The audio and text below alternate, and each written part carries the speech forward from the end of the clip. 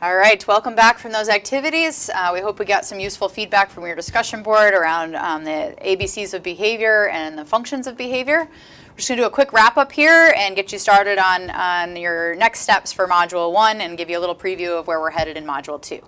So you'll recall at the beginning of this module, we talked about some big ideas that are connected to positive behavior interventions and supports. That framework starts by identifying relevant outcomes in a particular classroom or school, figuring out what data you need to measure those outcomes, selecting practices, evidence-based practices that meet the need of that classroom or that school, and then also developing the systems or the support for staff behavior that the teachers or paraprofessional staff will need to be able to implement those practices successfully in the context in which they need to be implemented. We are also building a continuum of support. So we're going to start this course by thinking about what needs to be in place for all students, those 5 critical features of classroom management. And as we progress through the course, we're going to talk about how do we intensify those supports for kids who might need a little bit more.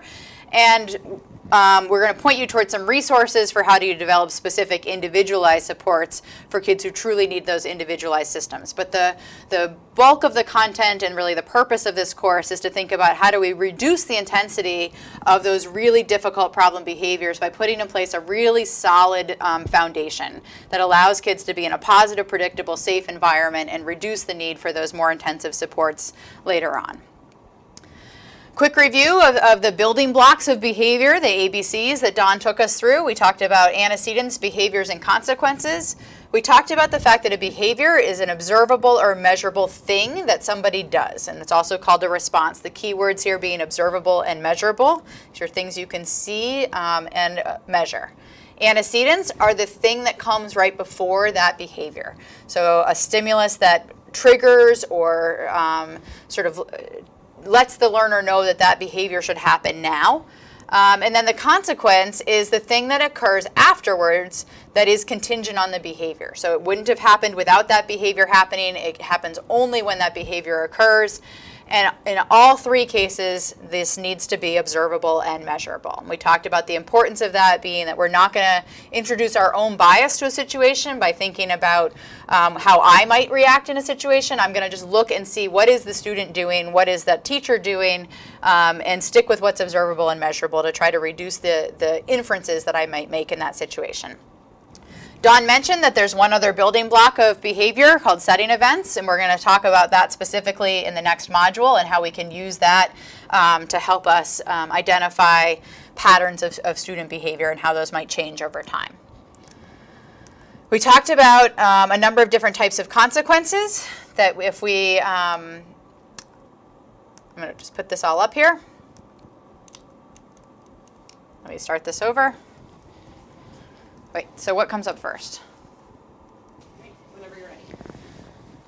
All right, we also talked about consequences. And we talked about we can either add something to the environment, give, or we can take something away from the environment. And we're using math terms here to talk about that. So sometimes that give or take gets a little confusing, but if you think math, if you add it to the environment, we call it positive. If you take it away from the environment, we call it negative.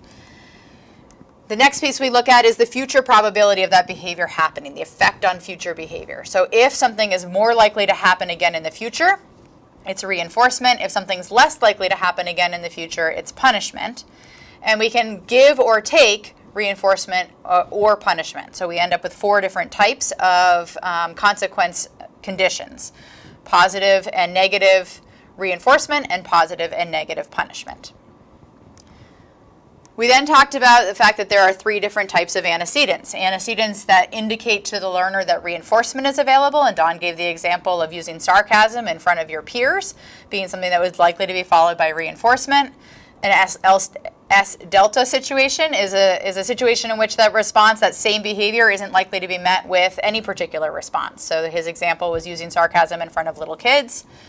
And then the SD minus, the same behavior is likely to be met with punishment, and in his example was that sarcasm in an IEP meeting, when in a professional context that's not appropriate and is likely to be met by some punishment. We then talked about how we apply those ABCs of behavior to determine the function of a student's behavior, and that there are 2 main functions of behavior.